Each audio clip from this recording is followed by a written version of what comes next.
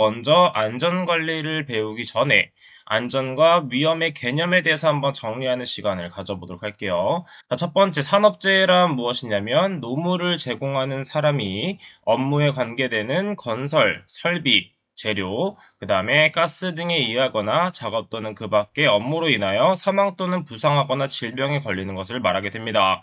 자, 그 다음에 중요한 중대재해가 무엇이냐면 산업재해 중에 사망 등 재해 정도가 심하거나 다수의 재해자가 발생할 경우에 노동부령으로 정하는 재해를 말하며 중대재해의 경우 어떻게 표현할 수 있는지 세 가지에 대해서는 반드시 암기하고 있어야 됩니다. 자, 이때 포인트가 되는 것들을 한번 밑줄 쳐보도록 하면 첫 번째, 중대재해는 사망자가 한 명 이상 발생한 재해. 그 다음에 3개월 이상의 요양이 필요하거나 부상자가 동시에 2명 이상 발생한 재해가 되겠고, 그 다음에 부상자 또는 직업성 질병자가 동시에 10명 이상 발생한 재해가 되겠습니다.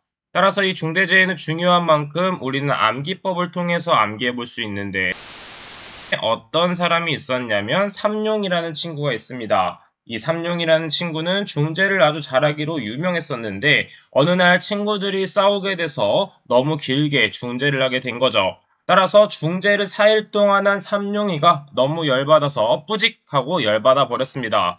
자, 그럼 이런 식으로 암기법을 적어보도록 할게요. 자, 중재를 아주 잘하는 삼룡이가 있었는데 중재를 며칠 동안 했다? 4일 동안 진행해왔다. 누가? 삼룡이가. 그런데 뿌직하고 열받아 버렸다. 자, 그래서 중대재해에 대한 암기법은 어떻게 표현할 수 있냐면 먼저 4일이 무엇이냐? 사망자가 한 명 이상 발생한 재해.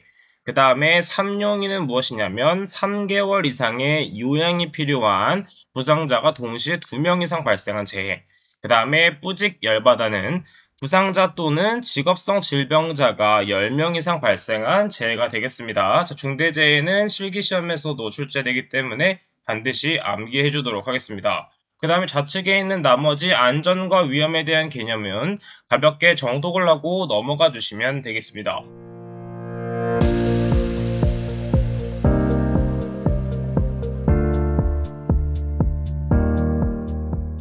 자, 다음은 안전보건관리의 제1론 중에서 사고의 본질적인 특성에 대해서 보도록 하겠습니다. 자, 사고는 어떨 때 발생하냐라고 생각해 본다면 첫 번째, 사고의 시간성을 볼 수가 있습니다. 자, 사고의 시간성이란 무엇이냐면 사고는 공간에서 발생하는 것이 아니라 시간적으로 발생한다. 그렇기 때문에 사고의 시간성이라고 볼 수가 있겠고, 그 다음에 두 번째 필연성 중에 우연성이란 무엇이냐면 인간 착오와 같이 우연적 사고도 존재한다라는 뜻이 되겠습니다. 그 다음에 세 번째, 우연성 중에 또 법칙성이 발생하게 되는데 사고는 우연히 발생하는 것이 아니라 어떠한 특정 법칙에 따라 발생할 수 있기 때문에 우리는 이 안전을 충분히 이용해서 막을 수 있다라는 법칙이 되겠고, 마지막으로 사고의 재현 불가능성은 무엇이나 이지와 무관하게 발생한다. 즉 상황 재현을 할 수 없다라고 볼 수가 있습니다. 따라서 사고는 이 네 가지의 특성에 따라서 발생한다라고 볼 수가 있겠죠. 자, 그 다음에 아래쪽에 이것을 이용해서 재해 발생에 관한 이론 두 가지를 암기해 보도록 하겠습니다. 첫 번째는 하인리의 법칙, 두 번째는 버드의 법칙이 있는데 이 비율이 정말 중요합니다. 하인리의 법칙은 1대 29대 300의 비율로 나타낼 수 있고 이때 1이 되는 것은 사망, 그 다음에 29건은 경상해, 그 다음에 300건은 무상해 사고가 됩니다. 즉 어떤 사고가 발생했을 때는 총 330개를 기준으로 보았을 때 330개의 사고가 발생하게 되면 꼭 한 명은 사망하는 사고가 발생하게 되고 29개의 경상해가 발생하며 그중 300까지는 무상해 사고가 된다라고 볼 수가 있겠죠. 자, 그럼 이대로 우측에 한번 적용을 해보도록 할게요. 자, 다음 중 하인리가 제시한 1대 29대 300의 재해 구성 비율에 관한 설명으로 틀린 것을 찾는 문제가 되겠습니다. 자, 총 사고 발생 건수는 이 세 가지를 모두 더한 것이기 때문에 300건이 아니라 330건이 되므로 정답은 1번이 된다. 그 다음에 1대 29대 300에서 1은 사망 중상, 29는 경상, 그 다음에 300은 무상의 사고가 됐었죠. 그래서 2번, 3번, 4번에 대한 것도 반드시 암기를 해줘야 되겠죠. 자, 그 다음에 두 번째 버드의 법칙에 대해서 보도록 하겠습니다. 자, 버드의 법칙은 총 4가지로 나눌 수가 있는데 1대, 10대, 30대, 600이 되겠고, 자, 이때 1은 무엇이냐면 가장 큰 사고인 중상 또는 폐질, 그 다음에 10건은 경상해가 발생되고, 30건은 무상해 사고, 그 다음에 600건은 무상해 무사고가 발생하게 되는데, 이때 무상해 무사고가 무엇이냐? near accident라고 할 수 있는데, 인적, 물적 하지 않는 상태이며 위험 순간 또는 아차 사고라고 하여 잠재적인 위험 요소라고 볼 수 있습니다. 마찬가지로 버드의 법칙도 이 전체적인 게 발생하는 것이기 때문에 641건이 발생된다고 볼 수 있고, 일반적으로 버드의 법칙은 이 비율을 이용해서 몇 건이 발생하냐라는 것을 풀어낼 줄 알아야 되기 때문에 우측에 있는 기출문제를 같이 보도록 하겠습니다. 버드의 재분포에 따르면 20건에 무엇이 발생했다? 경상이 발생했다. 자, 경상은 일반적으로 10건이 발생되기 때문에 이 비율을 생각해주면서 마지막으로 무상해 무사고 고장은 몇 건이 발생되는가? 자, 무상해 무사고는 10건일 때 600건이기 때문에 이때 비율을 이용해서 구해줘야 됩니다. 자, 그러면 비율은 10대 600이기 때문에 10대 600은 20대 X가 되겠습니다. 따라서 내향의 곱은 외향의 곱과 같다라고 우리가 학창 시절에 배운 것을 활용해서 풀어보면 내향을 곱하게 되면 600 곱하기 20, 이거는 10X가 됩니다. 자, 그래서 우리는 구하고 싶은 것이 X이기 때문에 10과 20을 나누게 되면 2가 되겠고, 저항은 600 곱하기 2가 돼서 1200건이 된다라는 것을 찾아볼 수가 있겠죠.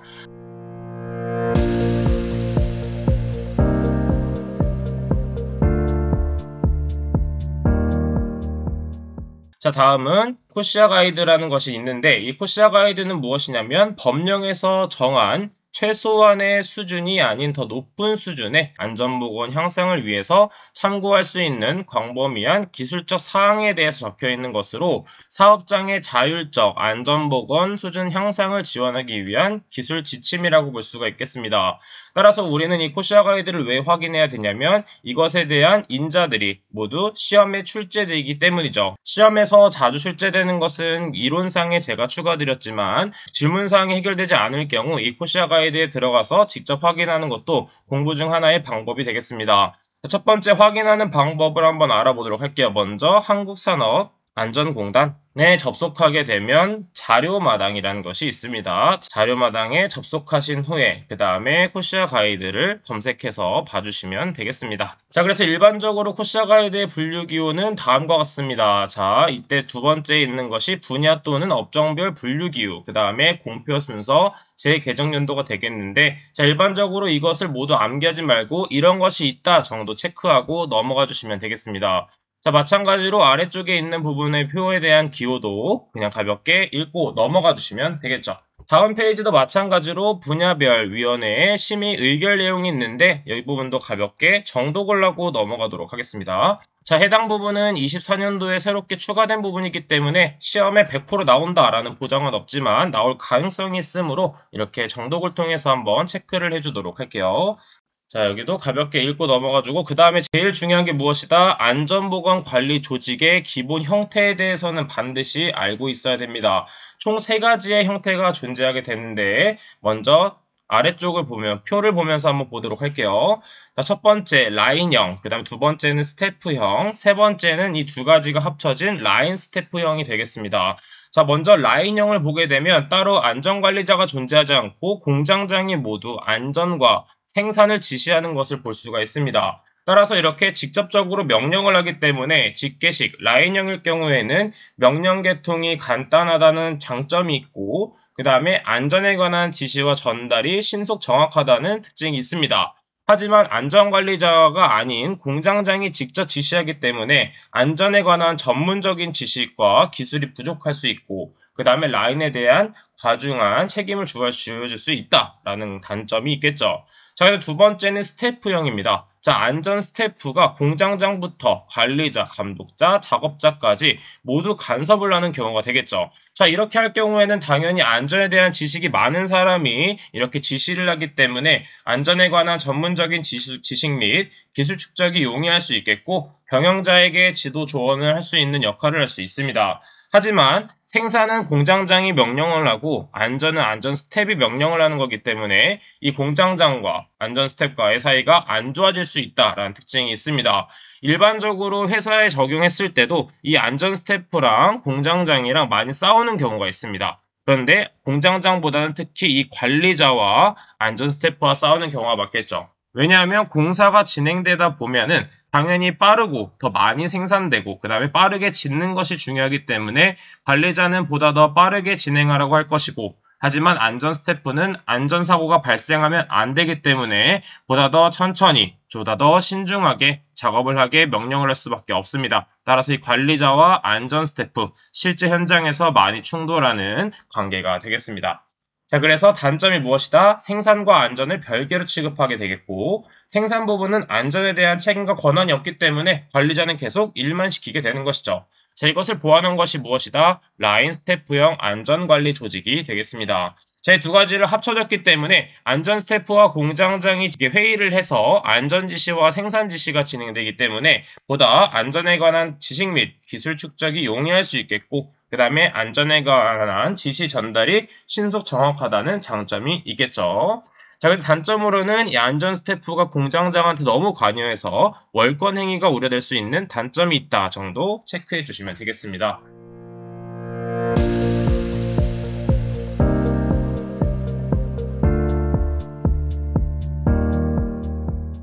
그 다음에 아래쪽에 있는 산업안전보건위원회 운영, 그 다음에 보건관리 조직 체계에 대해서 가볍게 보도록 하겠습니다.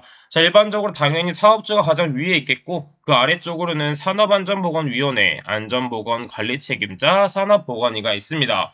자, 일반적으로 우리는 중요한 게 이 안전보건관리 책임자를 기준으로 보도록 하면, 안전보건관리 책임자 아래쪽으로는 안전관리자, 그 다음에 감독관리자, 보건관리자가 있습니다. 자, 일반적으로 우리가 이 자격증을 취득해서 취업을 하게 되면 안전관리자로 대부분 취업하게 될 텐데, 안전관리자는 독단적으로 사업주와 연결되는 것이 아니라 이 안전보건관리 책임자와 연결이 돼서 보좌하는 역할이 되겠습니다. 이 안전관리자는 당연히 관리감독자에게 지도 조언을 해주는 것이겠죠. 그래야지 근로자들이 안전하게 작업할 수 있는 환경이 만들어지겠고, 마찬가지로 보건관리자도 안전보건관리 책임자를 보좌하는 역할을 해주며, 마찬가지로 관리감독자에게 지도, 조언하는 역할을 해준다라는 것 정도만 체크를 해주면 되겠습니다. 그 다음에 우측에 있는 산업안전보건위원회 및 안전보건관리 책임자를 두어야 하는 건설공사의 기준을 보게 되면, 건설업일 경우에는 공사금액 120억 원 이상,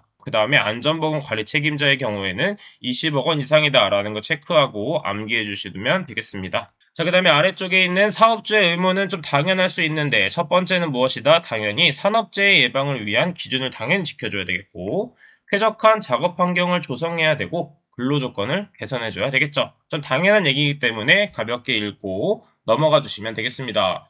그 다음에 아래쪽에 있는 부분, 산업안전보건위원회를 설치 운영해야 할 사업의 종류 및 규모에 대해서 보도록 하면, 해당 부분에 대해서는 암기할 부분이 워낙 많고 실기 시험에서도 출제되고 있기 때문에 반드시 어떤 상시 근로자가 50명 이상일 경우가 어떤 사업의 종류, 그 다음에 농업일 경우는 어떤 종류가 있다 정도는 체크해 주도록 하겠습니다. 자, 산업안전보건위원회 구성. 자, 필기에서는 많이 출제되지 않았지만 실기에서 출제된 경우가 있기 때문에 근로자위원회 종류와 사용자위원회 종류에 대해서는 암기를 해주고, 그 다음에 회의가 진행됐을 때는 정기회의는 분기마다 진행한다 정도는 암기를 해주시면 되겠습니다. 실기에서 출제되었다는 것은 필기에서도 출제될 가능성이 있다는 것이기 때문에 빈도수는 낮지만 반드시 암기해 주도록 하겠습니다. 아래쪽 보게 되면 노사협의체에 대한 것이 있습니다. 자, 노사협의체도 마찬가지로 실제 근무에 투입하게 되면 이 협의체 기업에 대한 것을 알고 있어야 되기 때문에 공사금액이 120억 원 이상, 토목 공사업은 150억 이상인 건설공사에서 반드시 설치해야 됩니다. 마찬가지로 다음 페이지를 보도록 하면 근로자위원과 사용자위원을 암기해줘야 되고, 이때 회의 진행, 정기회의일 경우에는 2개월마다, 임시회의일 경우에는 위원장이 필요하다고 인정할 때마다 소집이 됩니다. 따라서 우리가 안전관리자로 들어가게 되면 이 정기회의에 대한 서류를 만들어줘야 되겠죠. 그리고 2개월마다이기 때문에 예를 들어 4월부터 공사가 진행됐다면 4월, 6월, 8월 이런 식으로 서류를 만들어주면 되겠습니다. 그 다음에 협의사항에 대해서도 가볍게 정독을 해주면 되겠죠. 자, 그 다음에 안전관리자는 어떤 식으로 선임이 되는지 한번 가볍게 보도록 할게요. 첫 번째, 안전관리자를 두어야 되는 사업 중 상시 근로자가 300인인 사업장, 그 다음에 건설업인 경우에는 공사 금액이 120억 원 이상이거나 근로자 300인 이상을 사용한 사업장이 되겠습니다. 자, 그 중에서도 어떤 사업이냐에 따라서 안전관리자의 투입 인원이 달라지기 때문에 이 인원수도 모두 암기를 해줘야 되겠습니다. 마찬가지로 해당 표도 실기시험에 가끔 출제되는 부분이기 때문에 이 전체를 외운다고 생각하지 마시고 기출문제에 나왔던 부분은 반드시 외우고 전체적으로 정독을 하면서 대략적으로 이런 사업일 경우에 안전관리자가 이 정도 투입되는구나 정도만 체크를 해주시면 되겠습니다.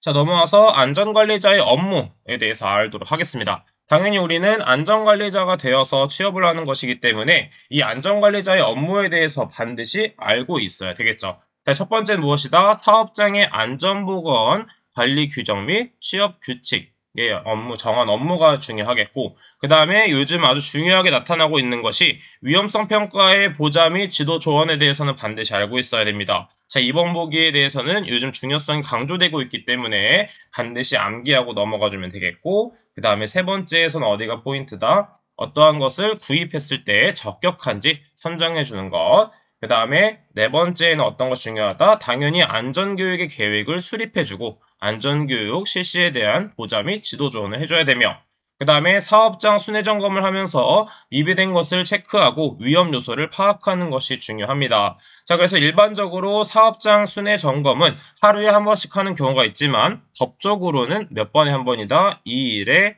1회를 진행해 주시면 되겠습니다. 마찬가지로 이 순회 점검도 서류화를 해야 되는데 서류화할 때도 마찬가지로 이틀에 한 번 정도는 반드시 서류를 구비를 해줘야 된다라고 암기를 반드시 해줘야 되겠고, 실무에 반드시 포함되는 부분이기 때문에 반드시 따로 암기를 많이 해주시면 되겠습니다.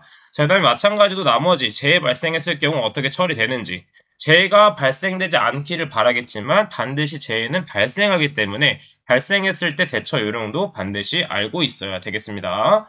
자, 그러면 우측에 있는 산업안전보건법상 안전관리자가 수행해야 할 업무가 아닌 것을 한번 보도록 하면, 첫 번째 사업장 순회 점검이 있었죠. 맞고.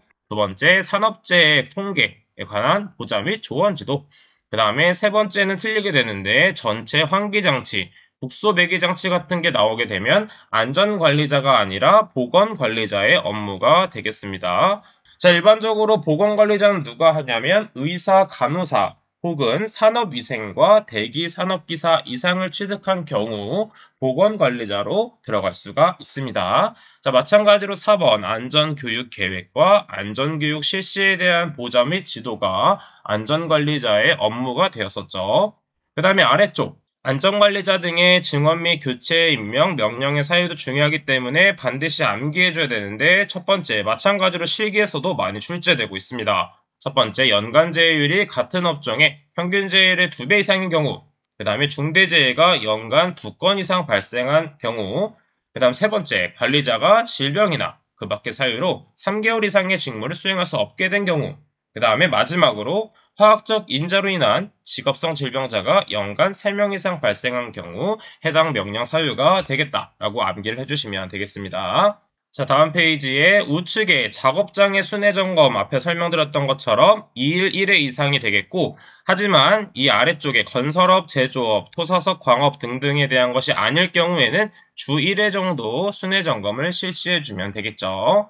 자, 그래서 아래쪽에 있는 표, 도급사업의 합동 안전보건점검 실시 횟수는 2개월에 1회 이상, 건설업과 선박 및 보트, 건조업에 대해서는 2개월에 1회 이상 실시해줘야 되고, 이렇게 실시했을 경우에는 반드시 서류로 증거를 남겨줘야 되겠습니다. 자, 다음 안전보건 관리 규정의 작성 시기 30일 이내가 있다 정도 체크하고 넘어가 주도록 하고, 아래쪽에 있는 안전보건 관리 규정의 작성 중요하기 때문에 반드시 암기해줘야 되겠죠. 단순하게 암기하는 것은 힘들 수 있기 때문에 우리는 반드시 암기 팁을 활용해서 암기를 해주도록 하겠습니다. 사고 조사 및 대책 수립은 어디서 한다? 작업장 안 보이는 곳에서 누가 실시한다? 일반 근로자가 실시하는 것이 아니라 관리 조직이 교육을 하게 됩니다. 자, 그럼 해당 부분 체크해 보도록 할게요. 먼저 사고조사 및 대책 수립. 4번에 있죠. 4번. 사고조사 및 대책 수립에 관한 사항이 되겠고, 두 번째, 작업장 안 보이는 곳. 작업장 안 보이는 몇 번? 3번. 작업장의 안전보건 관리에 관한 사항. 그 다음에 안 보이는 곳에서는 무엇이다? 안보이기 때문에 이거는 관리 조직까지 포함해서 1번에 대한 사항이 되겠고, 마지막으로 교육이 되겠습니다. 따라서 2번에 관한 안전보건 교육에 관한 사항이 되겠죠. 따라서 사고조사 및 대책 수립 4번, 그 다음에 작업장 안 보는 3번, 그 다음에 안 보이는 곳에서 관리 조직이 1번, 그 다음에 교육이 2번이 되겠습니다. 자, 그래서 정말 중요한 부분이기 때문에 반드시 암기를 하고 넘어가 주도록 할게요. 자, 그러면 오늘 강의 마무리 페이지 보도록 하겠습니다. 뭐가 중요했다? 첫 번째, 중대재해 중요했죠. 무엇이었다? 중재를 잘하는 삼룡이가 너무 중재를 오랫동안 해서 열받아 버린 내용. 중재를 4일 동안 한 삼룡이는 뿌직 열받아. 그 다음에 하인리히와 버드의 법칙, 비율 중요했죠. 하인리히는 1대 29대 300의 비율, 버드는 1대 10대 30대 600의 비율이었고, 그 다음에 안전보건 관리 조직의 기본 형태는 총 3가지가 있었다. 라인형, 스태프형, 라인 스태프형이 있고, 각각의 장단점과 이때 인원들도 중요하게 암기를 해주시면 되겠습니다. 라인형은 100명, 그 다음에 스태프형은 100에서 1000명, 라인 스태프형은 1000명이 넘을 경우, 그 다음 마지막으로 안전보건 관리 규정의 작성, 사고조사 및 대책 수립은 작업장 안 보이는 곳에서 관리 조직이 교육한다. 이런 식으로 암기를 했었습니다. 자, 그럼 첫 번째 챕터의 강의는 여기까지 하도록 하겠습니다. 저는 그럼 다음 시간에 찾아뵙도록 할게요. 감사합니다.